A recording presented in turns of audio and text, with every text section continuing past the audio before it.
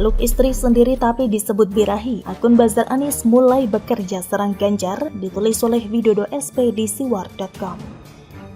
Sebelum kita lanjut, jangan lupa subscribe dan nyalakan loncengnya agar Anda menjadi yang pertama mendapatkan informasi dari jurnal terupdate.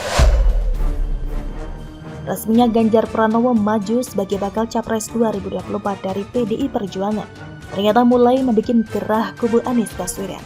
Seperti bisa diduga sebelumnya, serangan-serangan dari akun medsos penyebar hoaks yang ditujukan buat memperburuk citra Ganjar Pranowo di mata netizen. Akun Twitter Lambe Waras ditenggarai sebagai salah satu pelakunya. Seperti belum lama ini ramai beredar tangkapan layar postingan akun Twitter ini dengan narasi Ganjar Pranowo sedang memeluk mesra seorang wanita muda dengan maaf, birahi. Fakta bahwa wanita yang mengenakan pakaian olahraga adalah istri Ganjar Pranowo yang terlihat jelas dari nama yang tertulis di belakang bajunya. Tak digubris sama sekali. Lawang tujuannya memang buat menyebar kabar busuk, ya kan? Gampang sebenarnya mencari tahu siapakah wanita yang dipeluk Ganjar itu. Gak lebih dari semenit kalau niat. Kita bisa dapatkan fakta soal peristiwa yang jelas terjadi di depan publik itu. Mau menanyai orang-orang di sana juga bisa. Kalau berniat mencari fakta loh ya. Namun, sekali lagi karena niatnya terkesan memang menyebarkan hoaks, maka semua fakta, juga logika dan penelusuran sebagai hal yang mendasar dalam suatu informasi akan langsung diabaikan. Ada kemungkinan narasi ini sengaja disebar untuk memberi kesan kalau Ganjar ini genit dan suka memeluk perempuan lain. Padahal kita tahu justru Anies yang pernah kedapatan menikmati sensasi pelukan wanita muda yang bukan istrinya. Saya sempat membuka pula akun Twitter ini. Lalu, dalam waktu singkat melakukan scrolling buat mencari tahu akun ini seperti apa. Bisa ditebak dong hasilnya? Ya, selain mempropagandakan kebaikan dan kehebatan Anies, hebat dalam penafsiran sepihak dan dipaksakan tentunya, secara jelas saya melihat bahwa postingan yang memang ditujukan buat merusak reputasi Ganjar. Beberapa hal pada masa lalu, misalnya soal kasus EKTP yang isunya sempat menyebut nama Ganjar, meski jelas Ganjar tidak terlibat. Juga berita soal pengakuan Ganjar di acara podcast bahwa dia menonton konten pornografi dalam kehidupan pribadinya. Bisa ditebak akan menjadi senjata buat menyerang Ganjar. Ini kalau bukan kerjaan Bazar RP dari kubu Anies, terus apalagi tujuannya? Nantinya semisal Capres 2024 juga diikuti oleh Prabowo, kita yakin bahwa informasi hoaks akan menyasar juga ke arah kubu Prabowo. Ini mirip dengan strategi politik di Pilpres 2014 dan 2019, di mana serbuan narasi hoaks dan fitnah, bahkan yang sangat provokatif, dipakai buat menyerang kubu Jokowi. Cara yang sama kini ditujukan buat menyerang Ganjar secara personal. Jadi bagaimana sekarang? Mengandalkan Dewan Pers atau otoritas yang menangani berita hoaks dan fitnah rasanya tidak bisa lagi. Mereka mungkin takut dituding buzzer pemerintah, pro Jokowi atau Ganjar, hingga pendukung PDI Perjuangan, sehingga tidak berani tegas menyikat postingan hoaks semacam yang diarahkan pada Ganjar itu.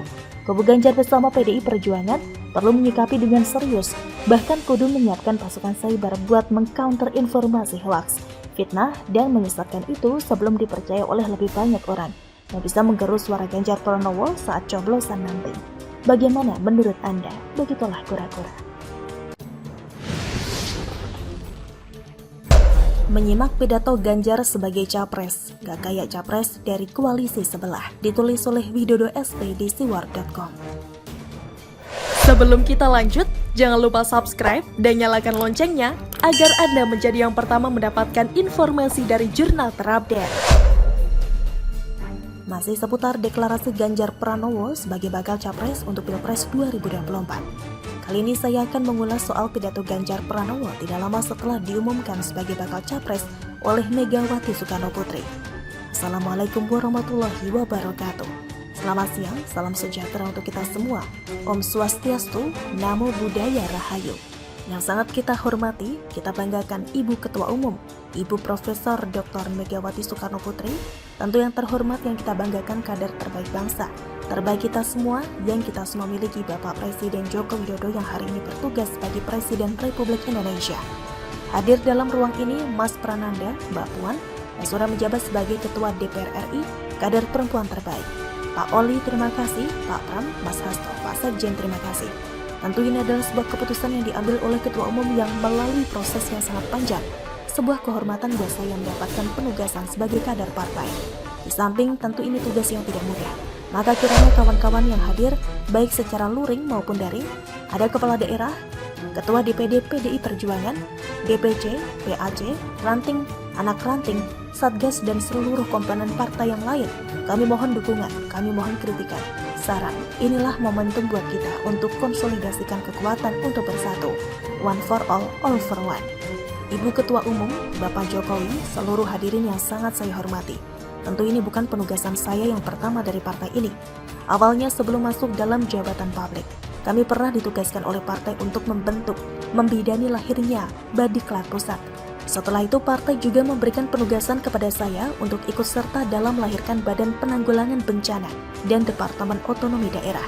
Setelah itu penugasan berikutnya diberikan kepada saya untuk menjadi anggota DPR RI sampai 2 periode. Dan sampai dengan hari ini masih dalam jabatan yang saya emban, Ibu Ketua Umum PDI Perjuangan memberikan penugasan kepada saya sebagai Gubernur Jawa Tengah 2 periode. Dan hari ini Ibu mengumumkan memberikan amanat kepada saya yang jauh lebih berat. Mudah-mudahan saya mampu berjuang dengan baik soal itu sebagai calon Presiden Republik Indonesia. Ibu Ketua Umum, tentu saja proses kaderisasi dengan diklat yang saya terima bukan lahir begitu saja. Saya lahir dari partai ini, digembleng oleh partai ini dan besar di partai ini. Dengan nilai-nilai kejuangan, dengan semangat, spirit dan inspirasi dari Bung Karno yang tentu kita sebagai anak-anaknya, anak-anak bangsa selalu menghormati, mengikuti dan selalu menjalankan apa yang menjadi pemikiran beliau sebagai seorang pemikir politik. Bagaimana beliau berbicara dalam taraf global, dalam taraf nasional, bahkan sampai yang kecil sampai tingkat lokal.